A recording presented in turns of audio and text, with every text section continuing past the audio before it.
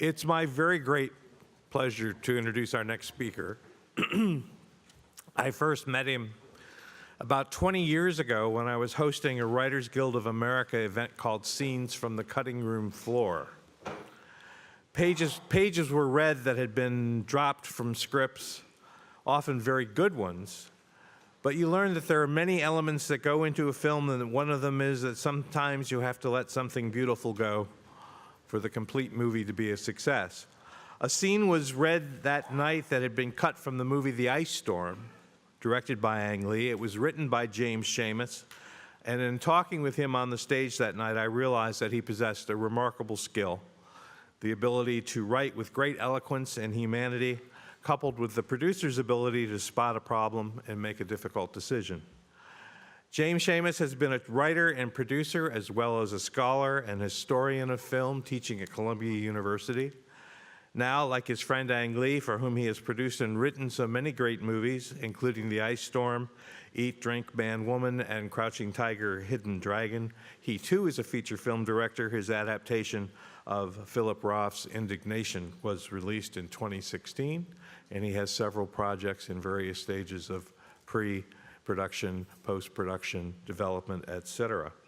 As the CEO of Focus Features for 12 years, he oversaw the production of such films as Brokeback Mountain, Milk, The Pianist, Lost in Translation, The Brothers McMullen, In Bruges, and The American, among many others.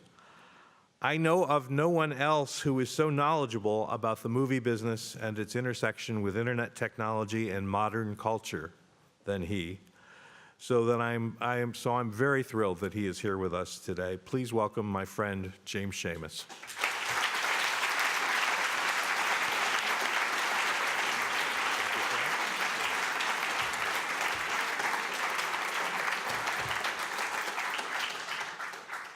Thank you so much. After that last panel, obviously I should be in a taxi on my way to Tegel right now. This is, hard act to follow as a joke, but that was so moving. It was so important to be able, and I'm so proud to be able to have participated even as an observer to what I just heard.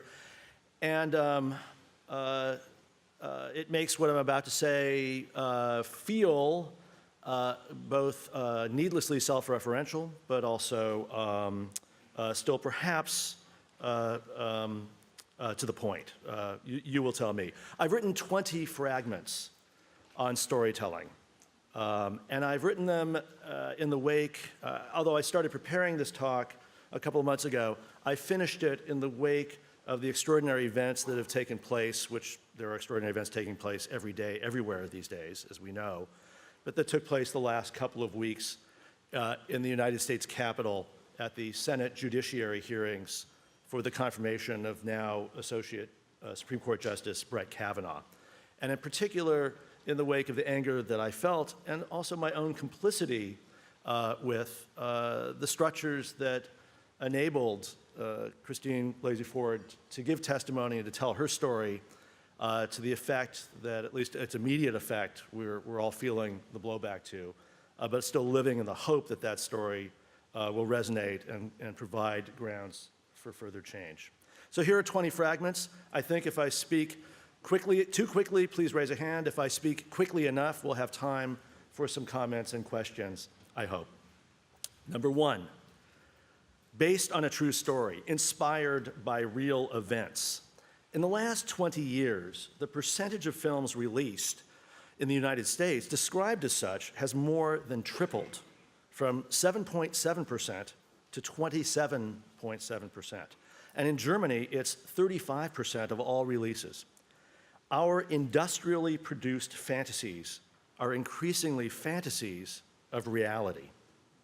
Two, they are also fantasies keyed to our increasingly fine-tuned imbrication into networks of surveillance and exchange. Networks algorithmically engineered to monetize each small burst of the movement between distraction and attention we are solicited to perform. This oscillation is affected by transforming our experience of freedom into a seemingly endlessly repeated practice of choice. We are free to choose and attest to that freedom by choosing. and purchasing. As screenwriters, we help produce what seems today a vast sea of almost limitless content and storytelling. Our audiences simultaneously feel the virtual presence of this infinite galaxy of stories, while at the same time they must turn away from it and somehow drown out the overwhelming din of its endless appeals by substituting or covering that din with the noise of just one particular story at a time, or of course, if they have their phones and laptops out, maybe three. When our viewers choose our work, they are picking out specific story signals from this ambient bath of narrative, but they are always aware of the presence of the background story radiation crowding at the corners of every frame they regard. This background now structures much of the social reality in which they exist. Stories unheard, unseen, algorithmically sorted to other channels of consciousness.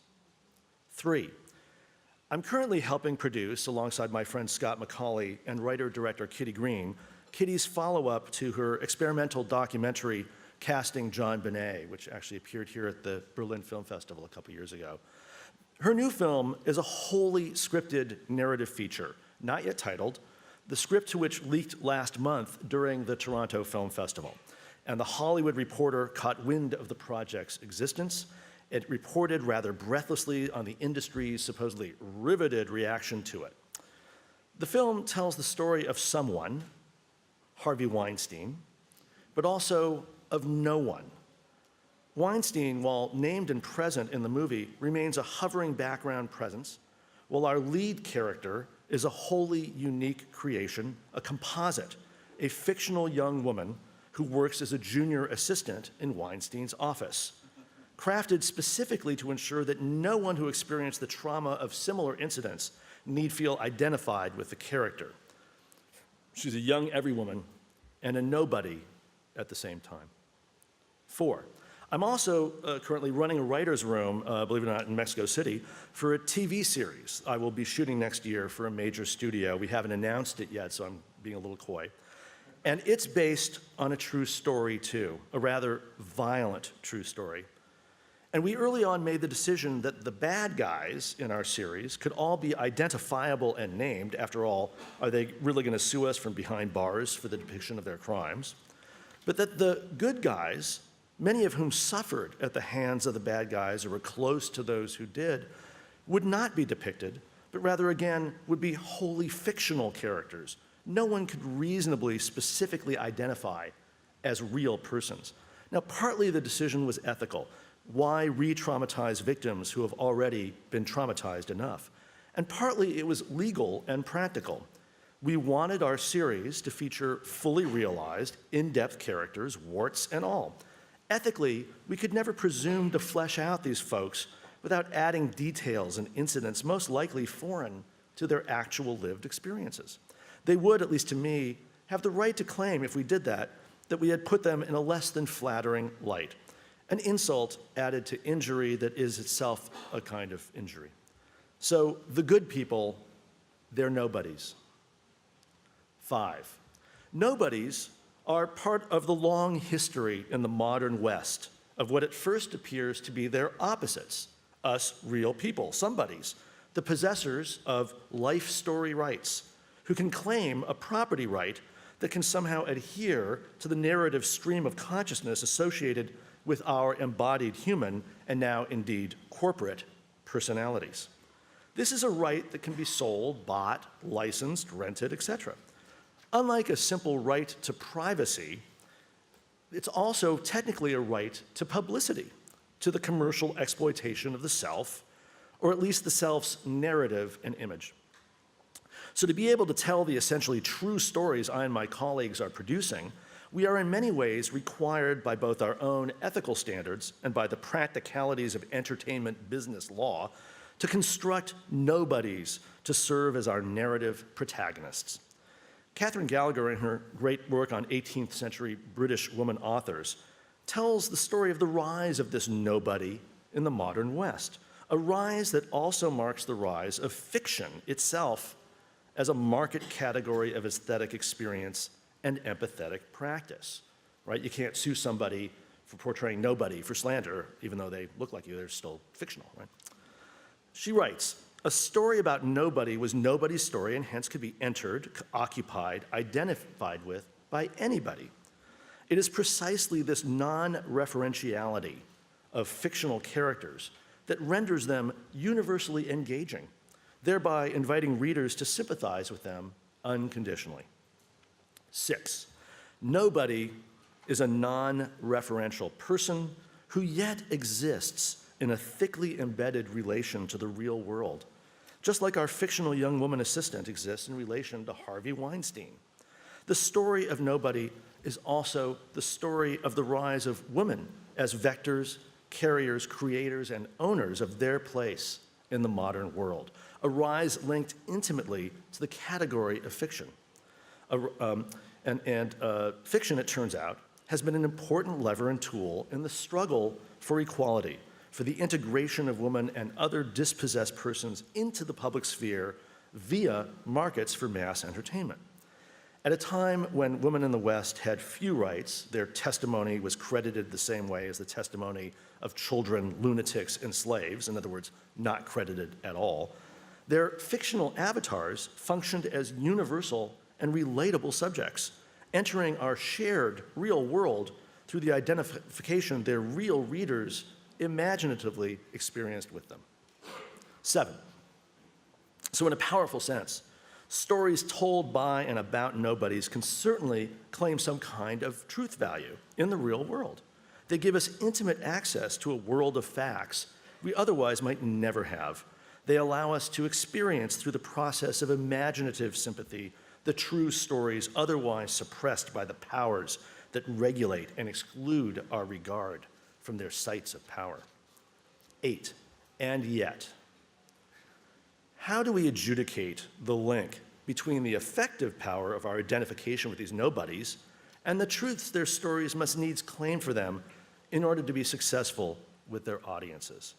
We, the relatively empowered cosmopolitan progressives, I assume, are gathered here today at this conference, demand, in the name of a kind of justice, the right for the voiceless to have voice, for the, quote, power of storytelling to be equitably distributed, for the underrepresented to not simply be represented, but to represent. In a sense, this is a demand for recognition of our own right to empathize and identify with those who for too long have remained at or beyond the margins of the entertainments produced by us and served to us.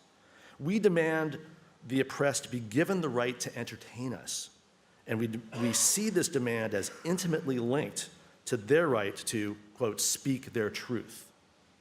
9, of course, we often hear puzzled and defensive white guys like me complaining that all this is like part of a demeaning identity politics where just because somebody's a woman or a minority, we have to believe them. Don't we want to apply the same standards of veracity to these newcomers as we apply to ourselves, these guys ask? Because truth, after all, is always the property of an utterance. Facts, unlike truths, exist outside of utterances, for only statements can be deemed true or false, right? So, for example, it's a fact that it is not raining outside, right? But the statement, it is not raining outside, is true, right? Different thing, different place. Okay. Conversely, humans, so liars, for example, can and often do tell the truth. Conversely, humans also have the capacity to lie by saying true things. Right? For example, when now Associate Justice of the U.S. Supreme Court Brett Kavanaugh was dodging and evading in his testimony before the Senate Judicial Committee, he often said true things, but they were said in the place of the actual answers to the actual questions he was being asked. And as we often hear, fiction itself is a kind of lying that at its best reveals truths difficult to articulate in statements in reality, right? We often hear that. So the statements that our screenplays propose ask for a different kind of verisimilitude, even as we craft them in ways historically linked to juridical standards of testimony and evidence. The question our stories thus often propose in response is not necessarily what is true, but who will you listen to and who will you believe? And it turns out that more often than not, we believe literally and figuratively nobody. And we demand in the real world that those we believe act like the fantastic nobodies that we, the screenwriters of the world, get paid to imagine. There are consequences and questions that attend this fact. For example, about the ideologies and uses to which the techniques of our writing are put. 11. To this point, here's the philosopher Slavoj Žižek writing a decade ago, but clearly about this last couple of weeks' headlines. And I quote, "A distinction needs to be made between factual truth and truthfulness. What renders a report of a raped woman or any other narrative of a trauma truthful is its very factual unreliability, its confusion, its inconsistency.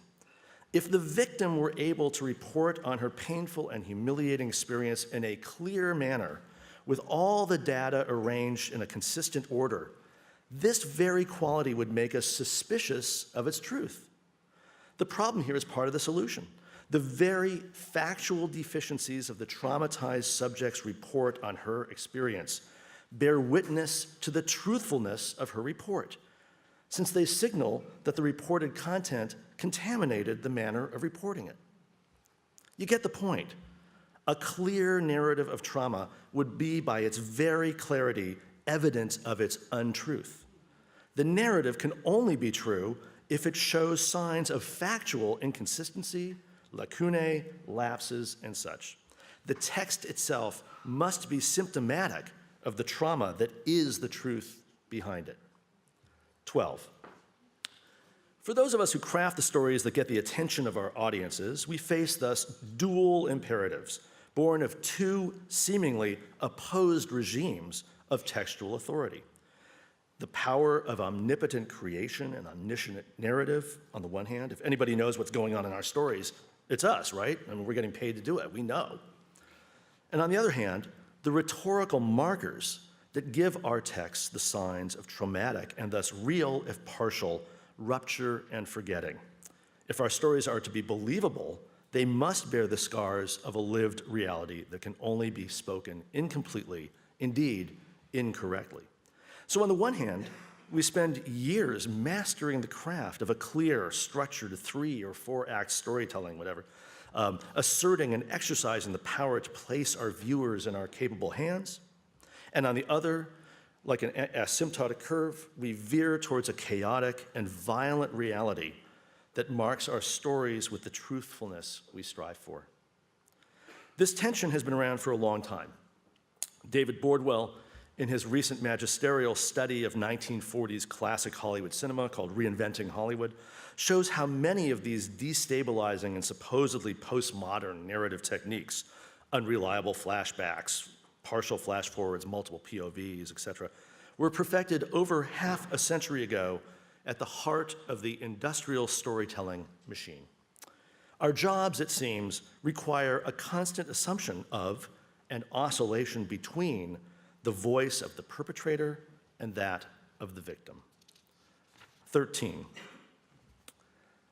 Every act of our audience's attention is, in English at least, the payment of attention. You pay attention. And our employers increasingly demand scripts from us that program these payments in smaller, more frequent micro exchanges of electronic currents and currencies that feed more attention capital back into the system. Many small bursts of story, many small traumatic gaps, many small exchanges. 14, in order to partake of a portion of the revenue streams that are thrown off by that system, we writers have relied on collective bargaining and on the residuals and royalties that allow us to share in the successful capture of attention our stories solicit and produce. Today, we face the particular challenge that the profits generated by the system are garnered not in specific transactions, akin to the purchase of a ticket or the selling of an ad, but in the sale of attention and of the data trails those moments of attention and distraction leave in their wake, as well as how those data trails are organized around both individuals and aggregates of humans, and the ways they are sorted and valued online and elsewhere. That sorting is kept as invisible as possible to us as viewers. We know it has something to do with the real-time calibration of our viewing habits, our purchases, our footsteps, our commutes, our sleep patterns, our machine readings of our texts, emails, Siri requests, browser histories, et cetera, et cetera. But it is also kept secret from us as writers and as profit participants in this new streaming economy with the models much discussed at this conference, right? Without data, there can be no residuals or royalties. And the data, we think, of course, exists, and it would be so great if we could just get our hands on the data, right? Except something funny has happened to that data. It is itself only as valuable as the uses to which it is put. So it is constantly becoming new data, different data. Of course, it's desirable that X number of people in the aggregate have seen your show, the show that you wrote, right? But what is even more desirable is being able to act on the predictive power gained by knowing at the individual level what it means that a specific viewer has, quote, engaged with your content. Let me give an example. Let's say you write a highly successful, by the way, the lack of oxygen is amazing, but I'm still going and you seem semi-awake. And if there is a bottle of water anywhere to be found, that would be amazing too. So let me give you an example. Let's say you write a hugely successful and entertaining movie about a getaway car driver. The film features numerous exciting car chases and valuable, expensive cars driven by attractive and likable characters with relatable backstories and satisfying romantic destinies. Thank you so much. The film is made available to subscribers of an online shopping service to view through their digitally connected devices. As a screenwriter, you might say, I would love to know how many times the film was viewed and get some kind of, payment for viewing. The streaming service provider, however, has been very busy. They know that among the subscribers to their service, there are a large number of people who have recently checked online the prices for leasing certain kinds of cars. They know from a variety of sources the approximate net worth of these people, as well as the brands and deals they have been offered to date. They are aware that, in the aggregate, the response rate to automobile leasing advertising jumps substantially after people have been entertained by attractive stars driving quickly in expensive cars.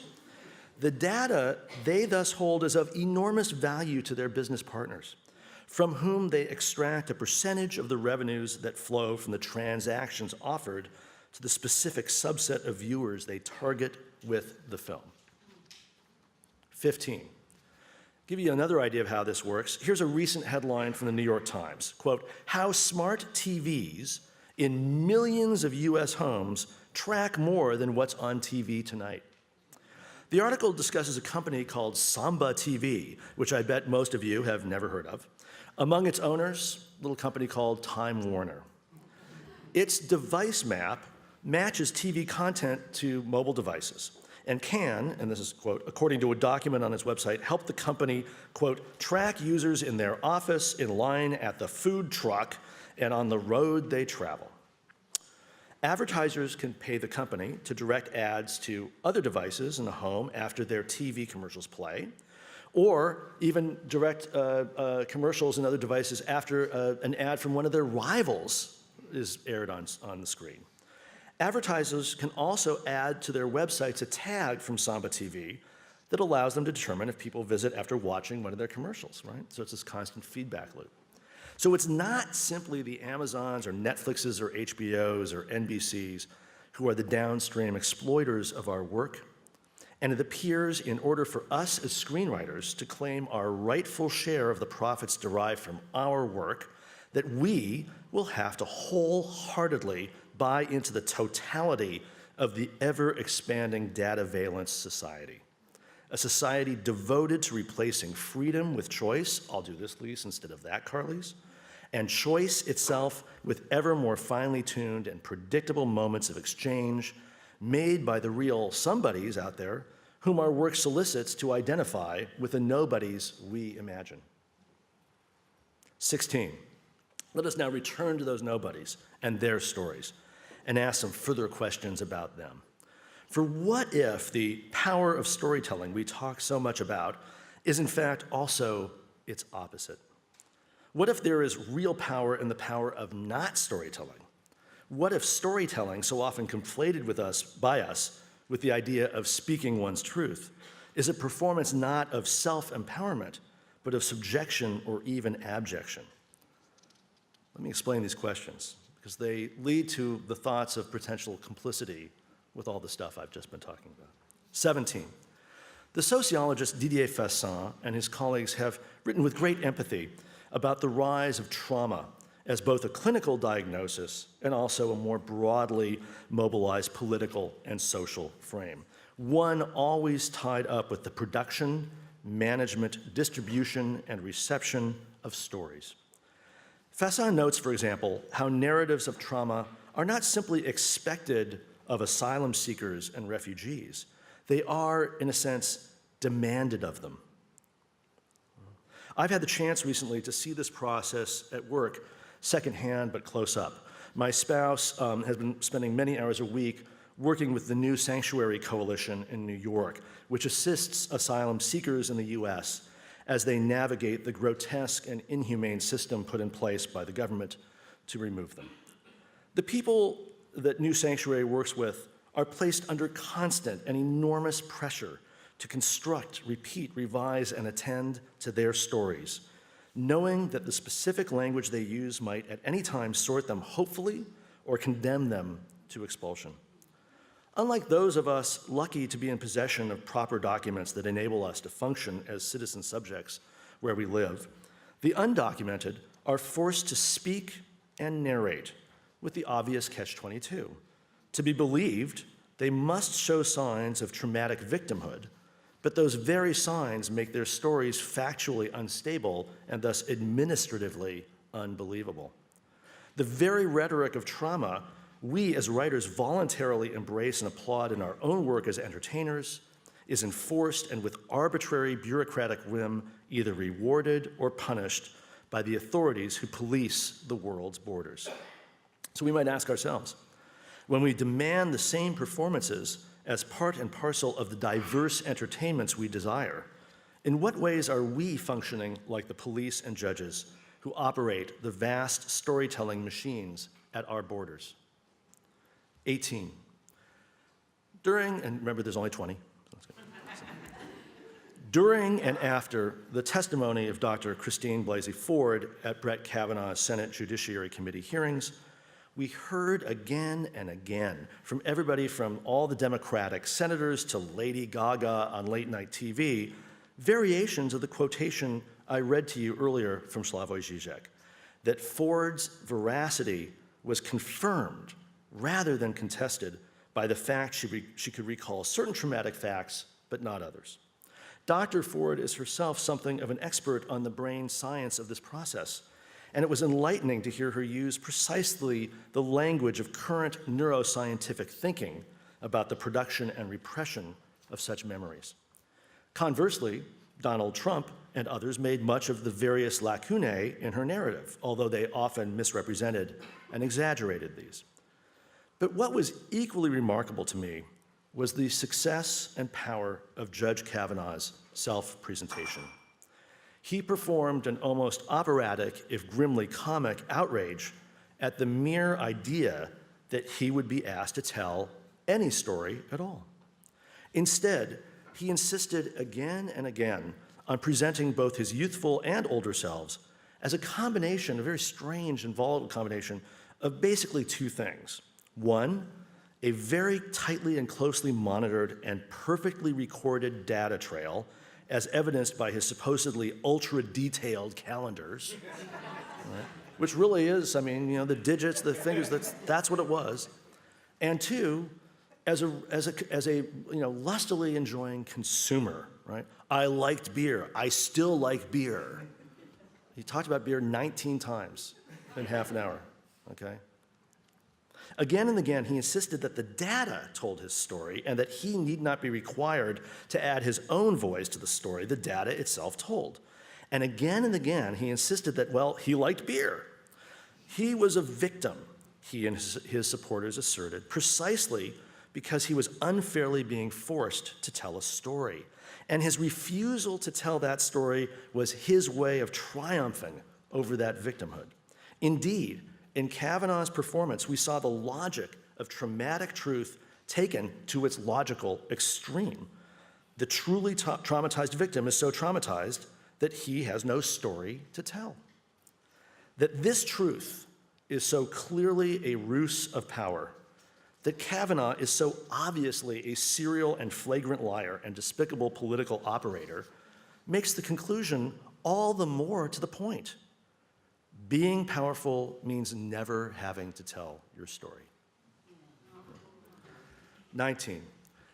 So Kavanaugh's refusal is one we should take seriously, not simply as the extension of a raw neo-fascistic and misogynist regime it was performed in the service of, but also as a gesture that signals its own potential integrities and liberations. After all, if we want to empower the powerless, perhaps we also need to question our belief in the power of storytelling and how that belief is actually mobilized in the real world, increasingly conditioned by datavalence and algorithmic consumer management. And yes, 20. This then today is the voice of power, with its meticulous calendar entries and its creepy jokes. Let our data trails be our data trails, let our trivial desires be our trivial desires. But our stories, well, they're really nobody's business but our own. I like beer. Do you like beer?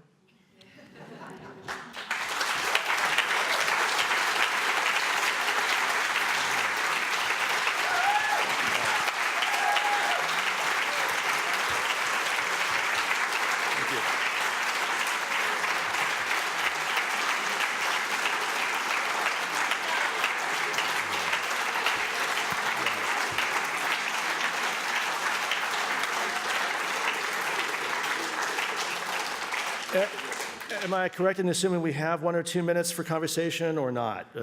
Somebody correct me. Yes, we do. Okay, so just give me a 5, some signal when we're done. But I'd be more than happy to entertain comments, questions, invitations to duel, whatever. Mortal Kombat 2 is preferred. Or not. I mean, honestly, it's been a long day, and I'd more than understand if on that cheery note, we left things where they lie. But I'll give it the 30 seconds to see if there's a hand that goes up.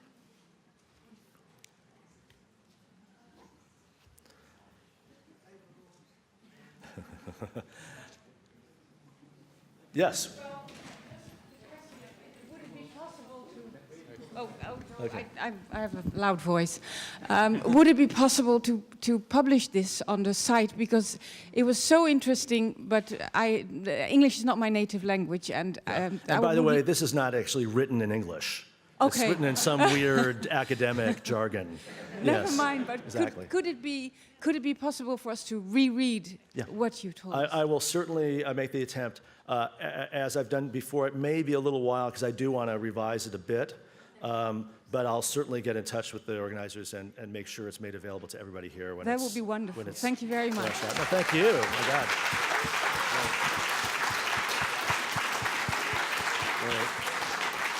And if that's the sum total of questions, I'm more than pleased to be able to say, here is our leader.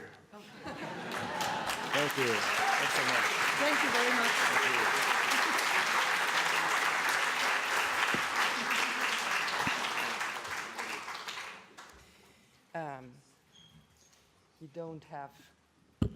You don't have to wait much longer. This is the end. So we do have a declaration in the end of each conference, and I will read the text to you. And in the end, we say we're in favor of that, I hope. This is the declaration of the Fourth World Conference of Screenwriters. Thank you very much, Jeremy Pixer, for the text. He did this resolution. Writers and their guilds attending the Fourth World Conference of Screenwriters salute the mission of the World Conference to bring writers from around the world together to share experiences and develop approaches to building power and freedom for writers wherever they may live and work.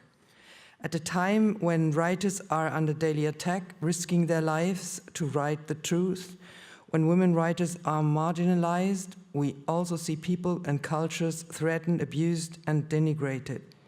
As Writers' Guilds, it is our most basic tenet that the only viable routes to both the power to control the conditions under which we create and the freedom to create what we believe in are solidarity and collective action. In this spirit, we will raise our voices against the dark forces of hatred, intolerance, exclusion, and rapacious greed that are building all around us. We will continue to tell our stories in the conviction that we inspire the humanity and collective purpose that are needed to preserve democracy itself. So.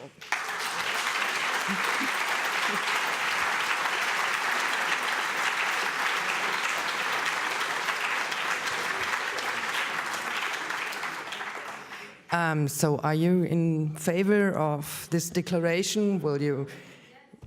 Yeah, okay. And, okay, but, okay, so then this is our declaration, and it will go to the press. And yes, I think our voice will come back to the world in some time. I think we will somehow go forward for bulletins that unite the voices of screenwriters. Thank you very much for being here, and I hope you enjoyed it.